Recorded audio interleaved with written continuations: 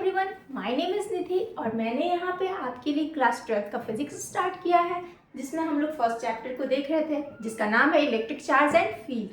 अब उसमें हम लोगों ने कुछ टॉपिक्स को देखा था, इलेक्ट्रिक चार्ज देखा था, फिर हम लोगों ने देखा था पोलराइजेशन ऑफ चार्ज देखा था कंडक्टर एंड इंसुलेटर, फिर इलेक्ट्रिक चार्ज की प्रॉपर्टीज़ पे आ गए थे, जिसमें हम लोगों ने पहला प्रॉपर्टी कर भी लिया था जो कि था एडिटिविटी ऑफ चार्ज। उसमें हम लोगों ने देखा था कि चार्ज को एक रियल नंबर की तरह ऐड किया जाता है, ठीक है।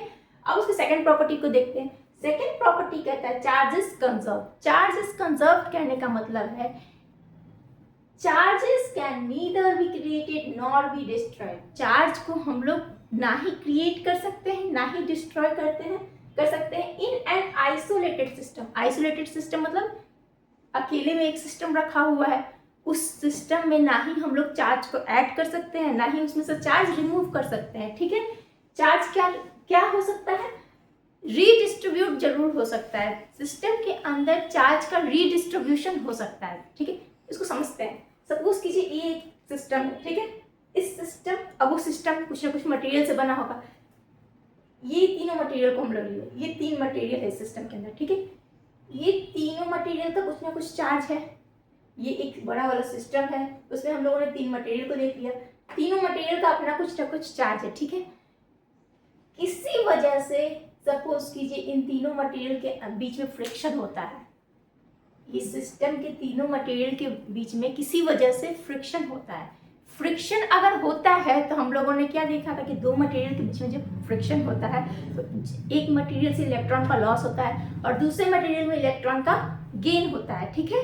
तो उस वजह से क्या हुआ, इलेक्ट्रॉन के लॉस और गेन की वजह से क्या हो गया, ये जो सिस्टम था, सिस्टम के अंदर जो मटेरियल था उसके बीच में चार्ज रीडिस्ट्रीब्यूट हो गया, ठीक है। चार्ज रीडिस्ट्रीब्यूट हो गया। तो पहले फ्रिक्शन होने के पहले टोटल चार्ज कितना था, 5 + 9 कितना, 5 + 9 कितना हो जाएगा 14 C। आपको पता है चार्ज का यूनिट कूलम होता है, तो हम लोगों ने उसी को ले लिया। अभी क्यू लेकर भी हम लोग कर सकते थे, एक्स भी लेकर कर सकते हैं, वो कुछ भी कर सकते हैं अभी, लेकिन यहाँ पे हम लोगों को ये तो पहले से पता ही है कि चार्ज का यूनिट कूलम होता है, तो चलो उतना ही लेके चल लिए। अब सिस्टम में फ्रिक्शन, सिस्टम के मटेरियल के बीच में फ्रिक्शन होने के पहले चार्ज कितना था, 14 कूलम। अब किसी वजह से इस सिस्टम में फ्रिक्शन, सिस्टम के मटेरियल के बीच में फ्रिक्शन हुआ। फ्रिक्शन होने के बाद चार्ज रीडिस्ट्रीब्यूट हो गया। रीडिस्ट्रीब्यूट हो सकता है, मे gate redistributed inside the system. System के अंदर चार्ज रीडिस्ट्रीब्यूट जरूर हो सकता है, लेकिन पूरे सिस्टम का चार्ज नहीं, सिस्टम के चार्ज पे कोई फर्क नहीं पड़ेगा। तो जैसे रीडिस्ट्रीब्यूट होके क्या हो गया, ये 7C हो गया, एक 4C का 4C ही रह गया, हो सकता है इसके एक 4C भी रह, कुछ भी हो सकता है, एक 3C हो गया। अब इस सिस्टम का टोटल चार्ज कितना है, 11 + 3 14 कूलम।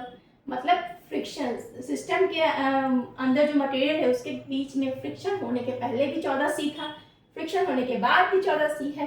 तो एक आइसोलेटेड सिस्टम के चार्ज को ना ही हम लोग क्रिएट कर सकते हैं और ना ही डिस्ट्रॉय कर सकते हैं। हम सिस्टम के अंदर जो मटेरियल है उसके बीच में चार्ज का रीडिस्ट्रीब्यूशन हो सकता है। ये था हमारा चार्जेस कंजर्वेशन ऑफ चार्ज। इसको हम लोग एक और एग्जांपल कर लेते हैं, ठीक है। सपोज कीजिए ये सिस्टम है, ये सिस्टम का मटेरियल है गोल गोल गोल गोल, इसमें 1 कूलम 2 कूलम 3 कूलम 4 कूलम ऐसा मटेरियल का चार्ज है, ठीक है। किसी वजह से सिस्टम के अंदर जो मटेरियल है उनके बीच में फ्रिक्शन हुआ। फ्रिक्शन होने के बाद चार्ज का रीडिस्ट्रीब्यूशन हो गया मटेरियल के बीच में चार्ज का रीडिस्ट्रीब्यूशन हो गया, ठीक है। तो ये हो गया आपका 5 कूलम, ये हो गया 4 कूलम, 4 नहीं मान लो, कुछ इसको मान लो 12 कूलम, ठीक है, कुछ और मान लो, इसको 4 कूलम, इसको 7 कूलम मान लिए।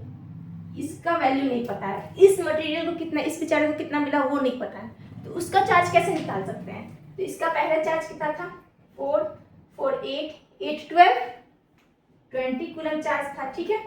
20 कूलम चार्ज था सिस्टम में पहले।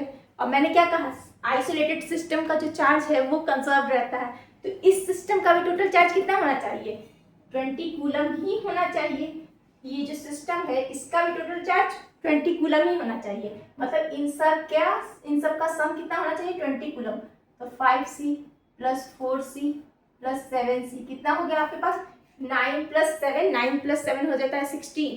तो ये प्लस x भी है ना, उसको भी लिख लेंगे, ये x इसी की तो वैल्यू फाइंड करनी है।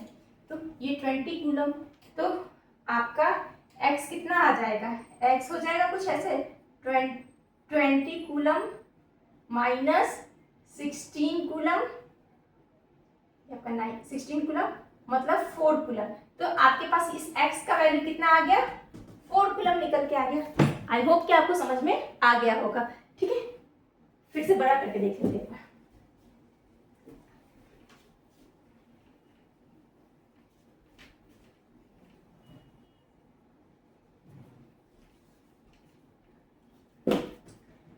ये हमारा सिस्टम है, 5 कूलम 4 कूलम 9 कूलम 10 कूलम, ऐसे कुछ चार्ज था। ये सिस्टम एक आइसोलेटेड सिस्टम है, ये चारों उसके मटेरियल्स है और ये मटेरियल का चार्ज है। अब किसी वजह से इस सिस्टम के मटेरियल के बीच में फ्रिक्शन हुआ, उसके बाद चार्ज का रिडिस्ट्रीब्यूशन हो गया, फ्रिक्शन होने की वजह से चार्ज का रिडिस्ट्रीब्यूशन हुआ सिस्टम के अंदर ही रिडिस्ट्रीब्यूशन हुआ। तो ये आपका हो गया 7 कूलम 2 कूलम 3 कूलम, और इस बेचारे को कितना मिला ये नहीं मालूम है, इसको x मान लिए।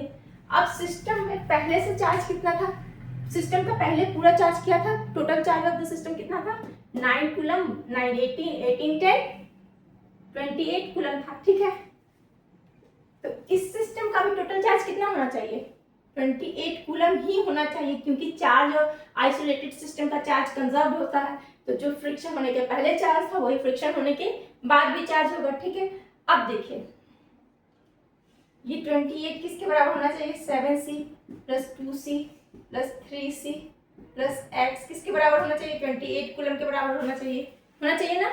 तो यहाँ से कितना 9 प्लस 3 आपका 12 coulomb plus x equals to 28 coulomb, x equals to कितना हो जाएगा 16 कूलम। तो x की वैल्यू आ गई 16 कूलम। तो इस वाले मटेरियल को कितना चार्ज मिल गया 16 कूलम। तो हम लोगों ने देखा कि एक आइसोलेटेड सिस्टम है, उसके चार्ज को ना ही हम लोग क्रिएट कर सकते हैं ना ही डिस्ट्रॉय कर सकते हैं। हाँ, किसी वजह से उस सिस्टम के अंदर जो मटेरियल है उनके बीच में फ्रिक्शन हुआ, या किसी वजह से उनके बीच में चार्ज का मटेरियल के बीच में आपस में मटेरियल चार्ज रीडिस्ट्रीब्यूट जरूर कर लेगा, लेकिन उस रीडिस्ट्रीब्यूशन के वजह से उस जो पूरा होल सिस्टम था, जो आइसोलेटेड सिस्टम था, उसके चार्ज पे फर्क नहीं पड़ेगा। वो रीडिस्ट्रीब्यूट होकर के भी टोटल चार्ज जब सिस्टम का निकाला जाएगा वो सेम ही आएगा। सो ये था आपका कंजर्वेशन ऑफ चार्ज। अब नेक्स्ट है हमारा क्वांटाइजेशन ऑफ चार्ज, जिसको हम लोग नेक्स्ट देखेंगे। ठीक है,